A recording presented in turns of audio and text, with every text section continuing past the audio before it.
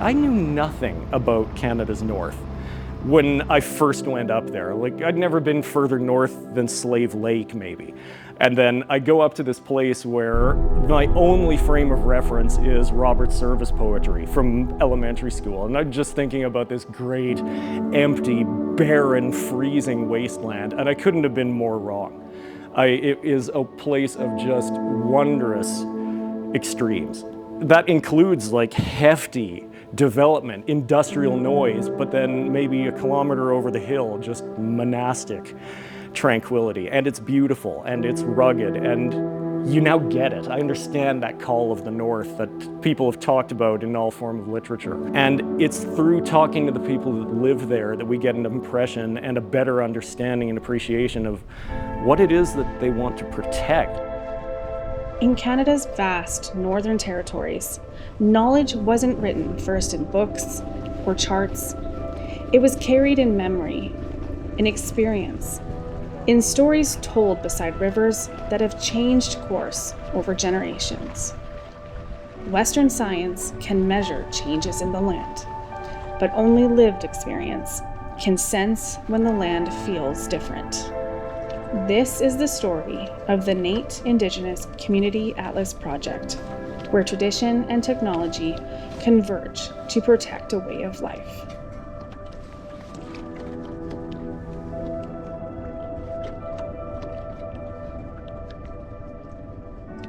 My name is Dave Blaine, and I'm a GIS Analyst here with our Applied Research Center for Data Management and Visualization. So when I started to think about what would this project be, I took my cues from history, and this is exactly what happened 5 centuries ago during the age of European colonial expansion, as they went to different places and brought back woodcuts and carvings and logs and maps and charts of different places around the world. Map sellers in different places, including in Venice, started to compile all of these items, and you could make them bespoke. You could go to a map seller and decide, oh, well, I'm only interested in everything from this new southern continent, and you could make it your own. And they put all of this corpus of material, all the multimedia of the day, into this huge book, and they called it an atlas. It's the world in a book. And that's what I really started thinking about. This could be all that we know about the landscape, but it's bespoke. So the community, the partner, the organization looking for it, it's not meant to be the great big everything simulator, the absolutely unified database. So it is not so much the world in a book, it's their world in a book.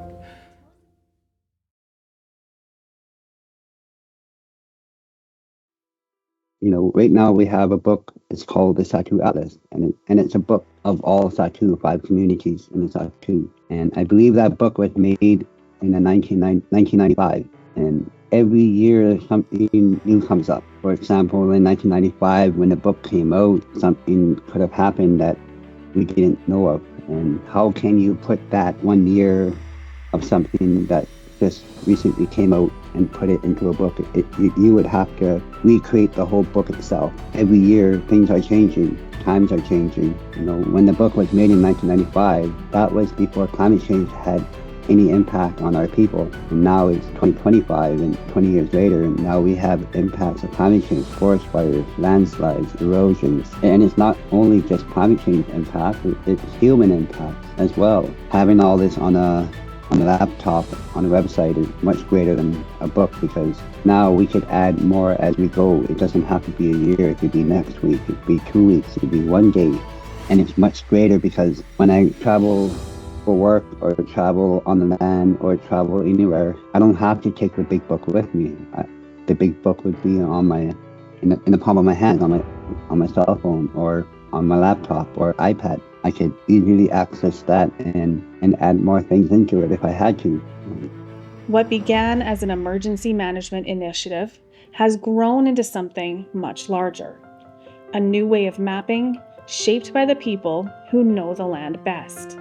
And the Atlas became a reflection of that, built from open data, lived history, and the stories that define a place.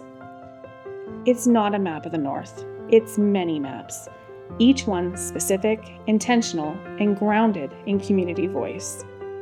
But science alone can't explain a lifetime on the land. So the project grows layer by layer, as elders share memories, as young people offer their perspectives, and as community members decide what knowledge should be carried forward. When I think of traditional knowledge, I think of adaptation, I think of improvements, I think of healthy lifestyle. Everything that our people have known or know about our land, wildlife, and water was passed down from traditional knowledge. Our people watch the water, our people watch the land, our people watch the air. I have traditional knowledge of Toledo in our area where I live. And if you were to put me north of Cova Lake, that's another community north of us in the Sahtu. If I was to go to Cova Lake and get water, get wood, harvest moose, harvest caribou, I need that traditional knowledge of where the moose are, where the caribou are, where the water is, where the wood is, and where places that are sacred to our people, where I would have to be cautious of going around sacred places. Like an atlas, you could say. I guess you could say an atlas, because an atlas has everything in it. And traditional knowledge has everything in it that you need to know. The knowledge that I have and the knowledge that have been shared with me, I share it with my nephews, with my friends, with my family, so that it's not lost, so that it's not forgotten, so that it's always there for our people to use in times of need.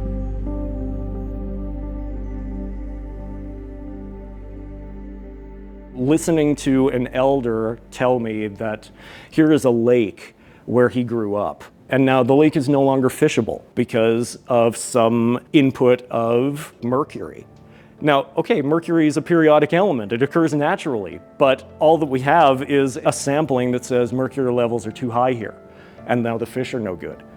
But we don't know what the input was. Like, how did this happen? Why is it suddenly there where it wasn't there the previous 70 years? So we talk to the community member and say, well, what changed? Are the fish are no good here?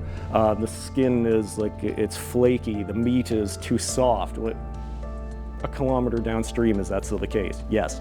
How about a kilometer upstream? Is that still the case? Yes. What about 2 kilometers upstream? No, they're fine there. It's still clean there. Well, just in that one little discussion, we've now drawn a 2-kilometer buffer around this lake. And now we have a tightened idea of where that input that's affecting the fish may be coming from.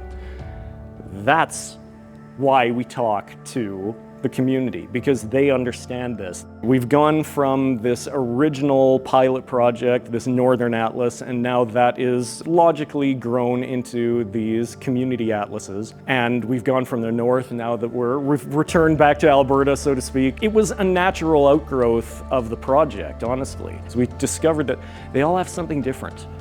They all have a different priority, they have a different focus, they have a different interest. One is on the shores of Great Bear Lake. There's lots of heavy metal mining up there, so they're concerned about public health. Downstream from that community, they're concerned about what's getting into the water and the water quality. So as we went from this kind of regional scaled project, that's when we discovered, yeah, this is best suited, even more so, to individual communities. So every single atlas may take a slightly different approach, but within it there are a lot of different benefits that communities can get. We have roundtable audio recordings of community learning circles or other consultation meetings, and in these recordings are the voices of elders and knowledge keepers who are no longer with us, but their voices are still there, offering their perspectives, even if it's a generation ago.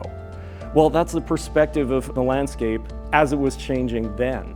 They provide us with baselines at different points in time, and there's a lot of value in that. When we help to facilitate getting all of that available data and put it in one place, that makes it so much simpler for the community to build its own capacities.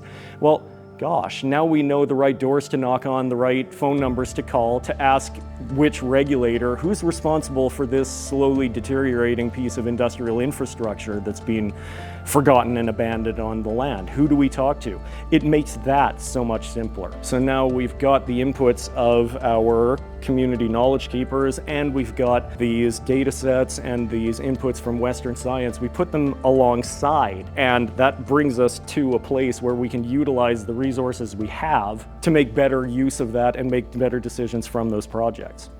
For those working on the land, the Atlas is more than a resource. It's a responsibility, a way of keeping communities informed, connected, and engaged with what's happening around them.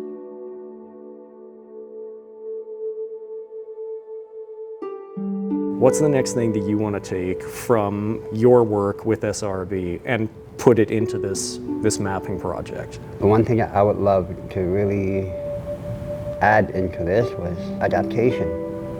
You know, the adaptation of our people.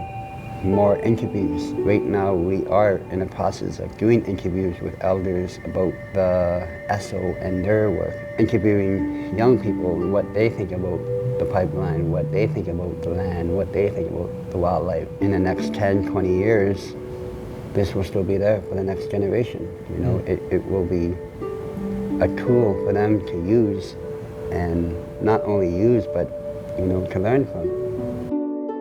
So right now we have 3 locations where we are monitoring the summit.